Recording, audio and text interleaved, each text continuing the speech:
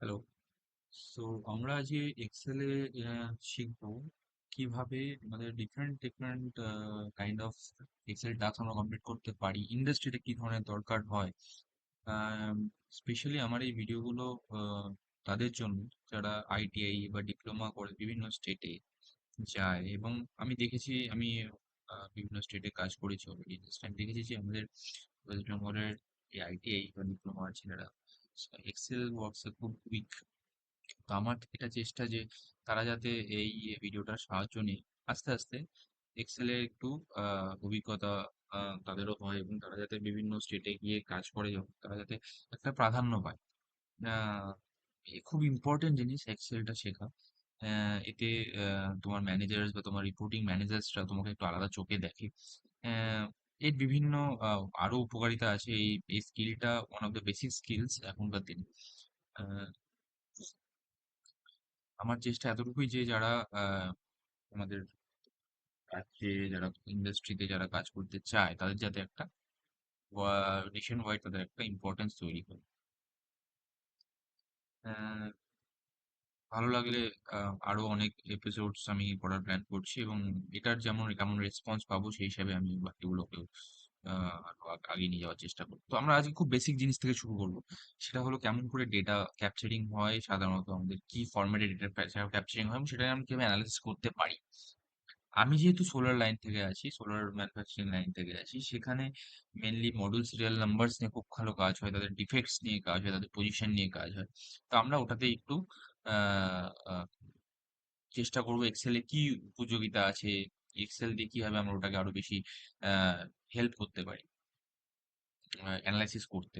আমাদের অপারেটররা যাতে, যারা ওয়েস্ট বেঙ্গল থেকে আসছে, তারা যাতে বাংলা ভাষায় শিখে এটাকে আরো ভাবে নিজেদের কাজে লাগাতে পারে। সো এটা একটা এক ধরনের ডেটা আমি আপনাকে দেখাতে পাচ্ছি এখানে, যে সিম্পল সিরিয়াল নাম্বার দেওয়া আছে, ডেট দেওয়া আছে, টাইম দেওয়া আছে।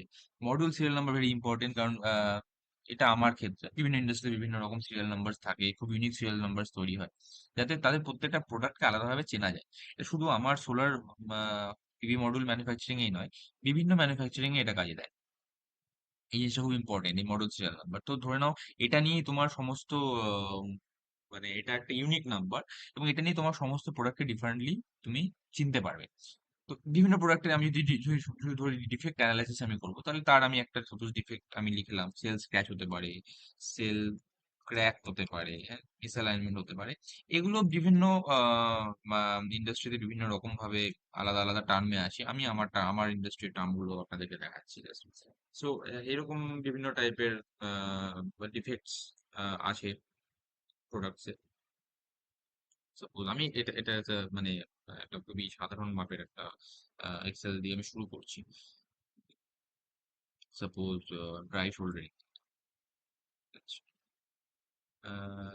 সেল স্পট হয়ে যাবে, ট্রি ক্র্যাক হলে।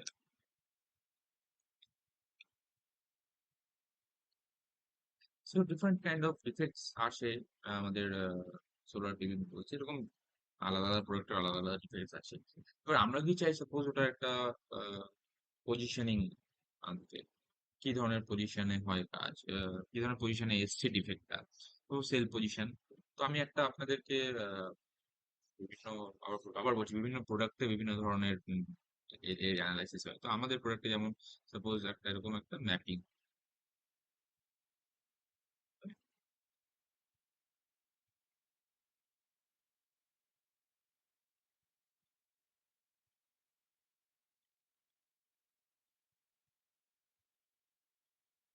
12টা পজিশন আছে সেলের।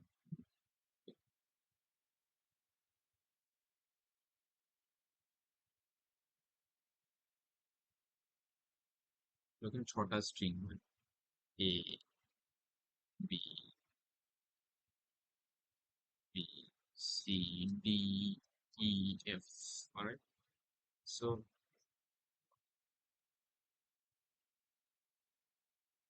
ইন্ডাস্ট্রিতে ডেটা প্রচুর পাওয়া যায়, বাট আমাদের, তোমাদের উপরে যারা থাকবে, যারা ম্যানেজার লেভেলে থাকবে, তারা চায় ডেটাটাকে ভিজুয়ালাইজ করতে। আমাদের কাজ হবে যারা এক্সেলের থ্রু সেই ডেটাটাকে তাদেরকে ভিজুয়ালাইজ করা, not as a number, as a picture. তারা পিকচার দেখতে খুব পছন্দ করে। তাই সামনের ব্যাপারটা পুরো ক্লিয়ার অ্যান্ড ক্রিস্টাল ক্লিয়ার হয়ে যায়, সেভাবে দেখাটা খুব ইম্পর্টেন্ট। সাপোজ তোমার সেল পজিশন, এরকম এটাকে সেল পজিশন মানে একটা মডিউলে আমাদের বিভিন্ন পজিশনে ক্র্যাকস বা ডিফেক্ট তৈরি করে। তো আমি এখানে দেখাতে যাচ্ছি যে ডিফেক্টটা কোন জায়গায় সবচেয়ে বেশি আসছে, এটা আমি অ্যানালিসিস করতে সুবিধা হয়। ম্যানেজার এসব চাই যে একটা ডিফেক্ট কোনো জায়গায় খুব র্যান্ডামলি যদি কিছু হয় না, সে তার একটা খুব সুন্দর মানে পিক্টোরিয়াল ভিজুয়ালাইজেশন করানো যায়, তার ফলে অ্যানালাইসিস করতে সুবিধা হয়, ডিফেক্টটা রিকভারি করতে সুবিধা হয়। এই জিনিসগুলো আমাদের ইন্ডাস্ট্রিতে, not only solar PV models, যে কোনো ইন্ডাস্ট্রি, স্টিল ইন্ডাস্ট্রি বলো বা ফুড অ্যান্ড বেভারেজেস বলো, যে কোনো ইন্ডাস্ট্রিতে খুব কাজে লাগে। তো আমি দেখতে যাচ্ছি যে কোন পজিশনে ম্যাক্সিমাম ক্র্যাকস গুলো বা ডিফেক্ট গুলো এসছে। সাপোজ সেল পজিশন 1, রাইট, সিং position B,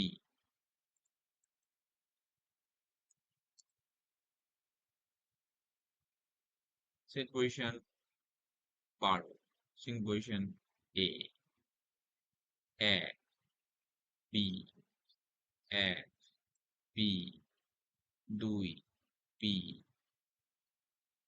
3, F, 6, E, 1, B. আমার ডেটাটা এরকম দেওয়ার একটা কারণ আছে, আমি আপনাদেরকে দেখাতে যাচ্ছি যে কিভাবে ভিজুয়ালাইজেশনটা হয়, কিভাবে আমরা ডিফেক্টস এর পিছনে কাজ করি, রাইট। 4, ই, 6, সি।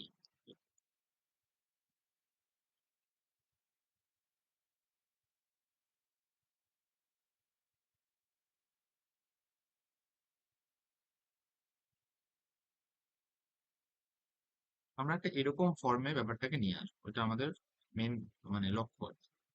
তো আমরা সেটা ইউজ করবো, সেটা বলে হলো পিভট টেবিল। ঠিক আছে, আমরা আজকে আপাতত মানে পিভট টেবিলে আজকেই যাচ্ছি না, কঠিন হয়ে যাবে। তো আজকে আমরা দেখছি যে কিভাবে কাজটা হয়। সাপোজ একের বিতে তোমার কটা আছে, বি, বি একের বিতে আছে 3টে, ঠিক আছে। বি এর একের বিতে আছে টোটাল 4টে। তো আমরা এখানে একটা ফিল্টার লাগাবো, এই দুটো পজিশনে একটা ফিল্টার লাগাচ্ছি।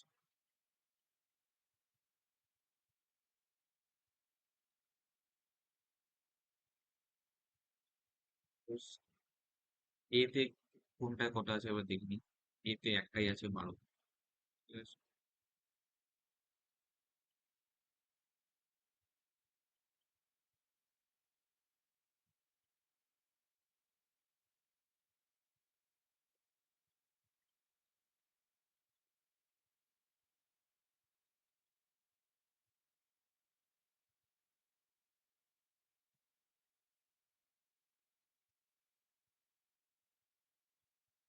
এর 12তে একটা আছে।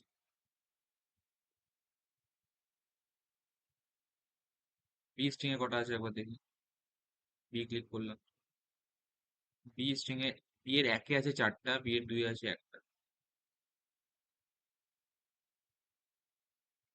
সি, সি এর 6 আছে একটা।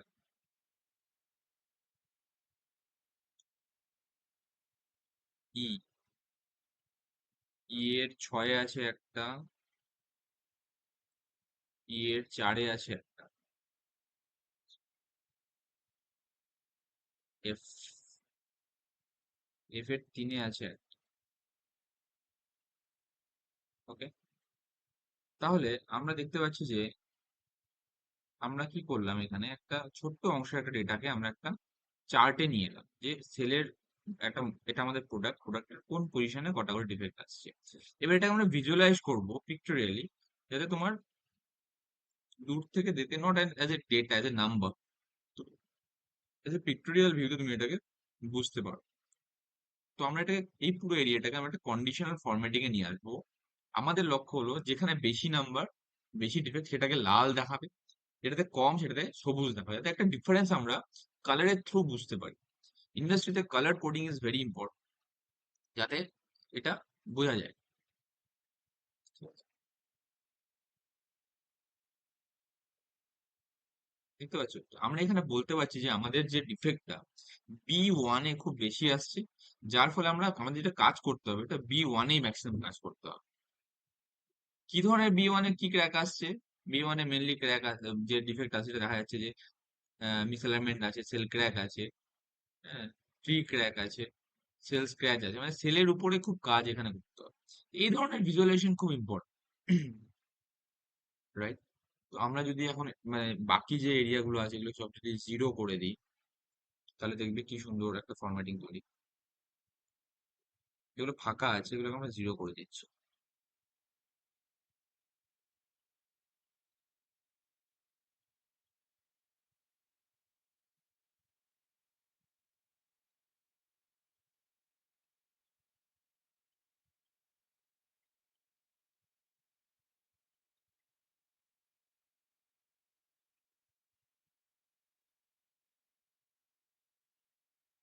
দেখলে কি ধরনের অটোমেটিক্যালি জায়গাটা পুরো, ওটা ভিজুয়ালাইজেশনটা পুরো চেঞ্জ হয়ে গেল।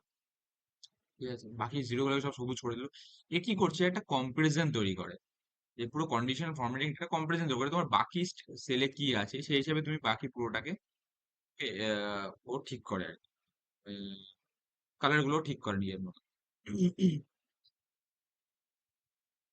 তুমি এখান থেকে বিভিন্ন ধরনের কালার তুমি চেঞ্জ করতে পারো, বা তোমার ইচ্ছা মতো করতে পারো। এটা বাই ডিফল্ট এর মধ্যে যে মানে ছোট কম ডিফেক্ট মানে সবুজ, যেখানে বেশি ডিফেক্ট আছে সেটাকে আমি লাল করছি। এবার দেখো, এটা তুমি যদি উল্টো করো, ভাবো তুমি এটার উল্টোটা চাও, যে যেখানে কিছু নেই সেটা জিরো, যেখানে তোমার, তো এটা তোমার কালার শেডিং গুলো চেঞ্জ করতে হয়।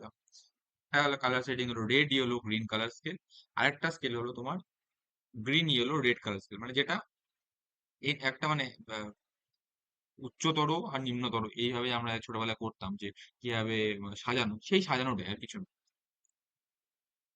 এই ধরনের একটা আছে গ্রিন হোয়াইট রেড, তোমার নিজেদের কাস্টমার যেভাবে তুমি এটাকে সাজাতে চাও। তুমি কাস্টমও করতে পারো নিজের মতন করে, একটা আলাদা স্কেলও দিতে পারো যে শুধু একই কালারে মনোক্রোম্যাটিক করতে চাও সেটাও তুমি করতে পারো। ঠিক আছে, তো এটা গ্রিন ইয়েলো মানে বাইক্রোম্যাটিক হয়ে গেল, এটা ট্রাইক্রোম্যাটিক হয়ে গেল, ডিফারেন্ট টাইপের। সো গ্রিন ইয়েলো রেড কালারটাই মেনলি আমাদের ইন্ডাস্ট্রিতে চলে, তো এটা দিয়ে আমরা ইউজ করতে পারি, নো ডাউট। ঠিক আছে, এটা যে ম্যানুয়ালি আমি যে দেখালাম, যখন ডেটা অনেক বেশি হয়, সাপোজ এখানে কটা ডেটা আছে, মাত্র